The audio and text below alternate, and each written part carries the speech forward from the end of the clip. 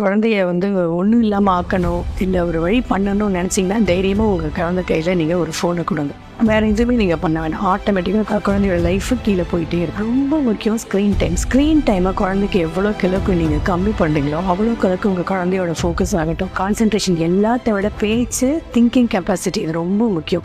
எவ்வளோக்கு உங்கள் குழந்தை ஃபோன்லேயே இருக்கிறானோ முதல்ல அவன் ஸ்டாப் ஆகிறது அவனோட பேச்சு. அதுக்கப்புறம் யோசிக்கிற திறன் கண்டிப்பாக போயிடும் குழந்தை மேம் இன்னும் என் குழந்தை பேச ஆரம்பிக்கல. ஃபிசிக்கல் ப்ராப்ளத்தினால ஒரு குழந்தை பேசலைன்னா அது வேறு. ஆனால் நம்ம குழந்தை கையில் மீடியாவை, ஃபோனை, கேட்ஜெட்ஸை என்னென்னத்தையோ கொடுத்து அந்த குழந்தையோட பேச்சு திறனை ஸ்டாப் பண்ணோம்னா தப்பு எங்கே?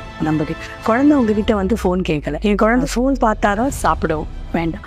நீங்கள் ஃபோனை கொடுத்துட்டீங்க, பார்த்துட்டு சாப்பிட்ற. முதல்ல உன் குழந்தைக்கு என்ன சாப்பிட்றன்றது குழந்தைக்கு தெரியணும். அப்போ அந்த ஃபோன் அந்த கையிலேருந்து வாங்க. ஸோ எவ்வளோக்கு குழந்தையோட ஸ்க்ரீன் டைமை நீங்கள் கம்மி பண்ணுறீங்களோ அவ்வளோக்கு ரொம்ப அழகான லைஃப்பை உங்கள் குழந்தைங்களுக்கு தரீங்க. மெயின் பேச்சு, யோசிக்கிற திறன் எல்லாமே போயிடும். எல்லாத்த விட உங்களோட இருக்கிற அந்த டைமும் போயிடும்.